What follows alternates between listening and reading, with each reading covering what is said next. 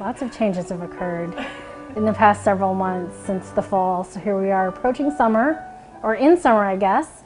So the things that have changed since the last time I was interviewed. Hi, I'm Tina Tomlin. No, I'm kidding. The changes that have occurred since you've last interviewed me. I've turned 40. Oh. I am the mother of 2 children, the legal mother of 2 children. Yay!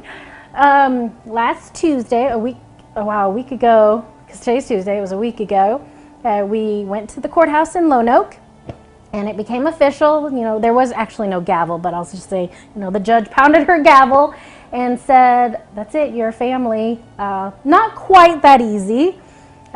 She didn't really want my church family in the courtroom. Oops. But we're like, come on. So she allowed some of the church family to come in, as well as my own family who had driven in from Arizona. And just asked questions. The caseworker went up on the stand. I went up on the stand. She asked me how the kids have, you know, done in school, behavior, things like that. Actually, the attorney had asked. And so I answered the questions. And the children has given their consent to be adopted by no coercion of me. They actually signed it on their own. And then it became official that afternoon on June 7th, 2011 at 10:30 a.m. And so those are the changes that have occurred. So it's Chelsea and Phoenix. And so many people in the church have met them because they just run around like they own the place. And I'm always chasing after them, especially Phoenix. So a lot of people know them, and a lot of people through me, through God, have adopted them as well. You know, so they have completely felt like they're part of this church family from the very first day. How old are they? Chelsea is 13, and Phoenix turned 11 2 days after he moved into the house. So an 11-year-old and a 13-year-old. So imagine going from a single person with just dogs, who I spoil, to having 2 dogs, 2 children, 13 and 11, and then a 3rd dog. So there's 6 of us, and we try to pile up on this couch and watch ghost stories every Friday night. So as you can imagine, it gets kind of crowded in here. And it's dirty all the time, and I'm just, now, you know, I'm completely empathetic to single moms, parents, whoever, you know, just say, oh, my house is dirty. And I try, and I'm like, yes, I really do try. Believe it or not, I really try. You know, I asked you if you were ready for the chaos. What was I thinking when I said I'm ready for the chaos? At that time, I was completely naive to the word chaos, let me tell you, because the word chaos has a new definition for me. I was not even ready.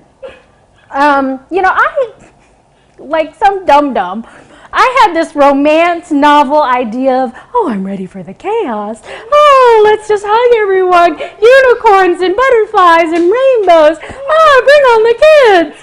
Okay, that's a person who is single, who has never had children, who works in the toddler room twice a month. That's what that was a year ago, okay?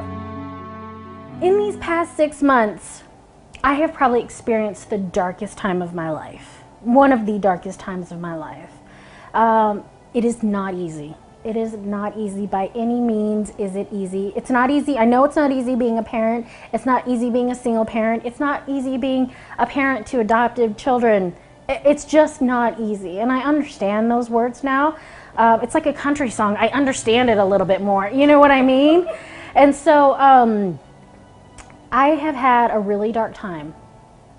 And thanks to my church family, and my own family, of course, please don't think that I'm discounting my own family, but talking specifically about my church family, I saw the hands and feet of Jesus.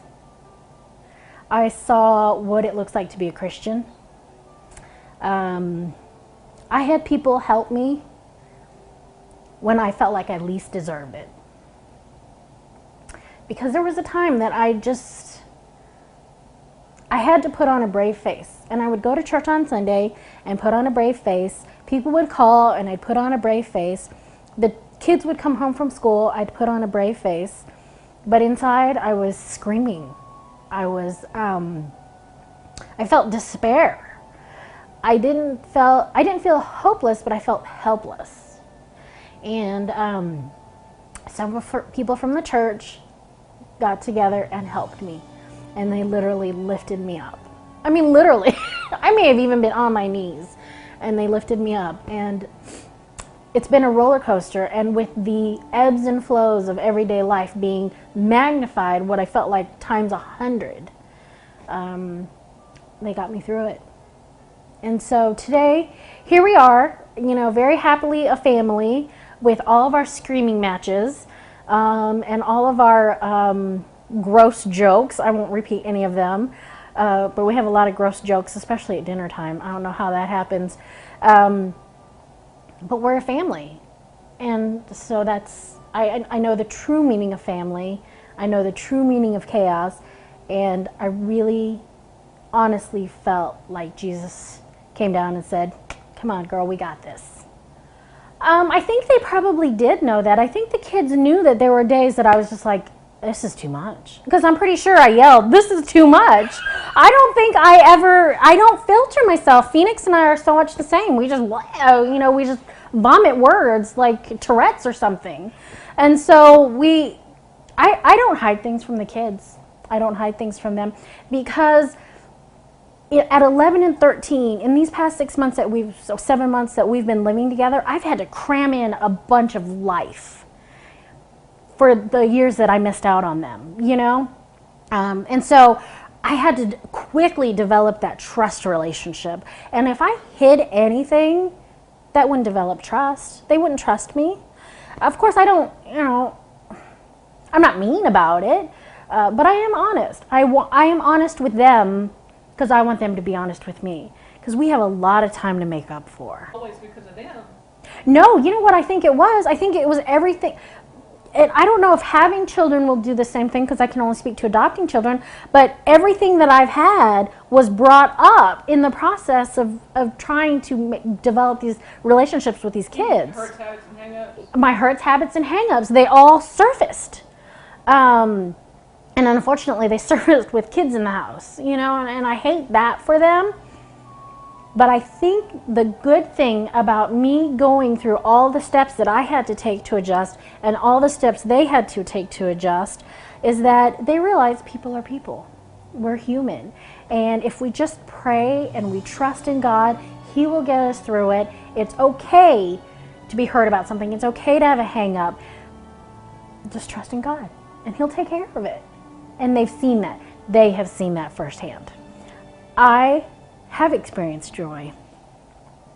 When I look out the back window and I see the dogs and the kids laughing and carrying on and wrestling in the dirt and in the mud, and I can see all 5 of them coming towards the door, and I'm like, please don't come in this house. And they're laughing and carrying on and stumbling over each other. That's joy. That's pure joy. And I have experienced that, yeah. So I've had ups and downs in these past 6 months.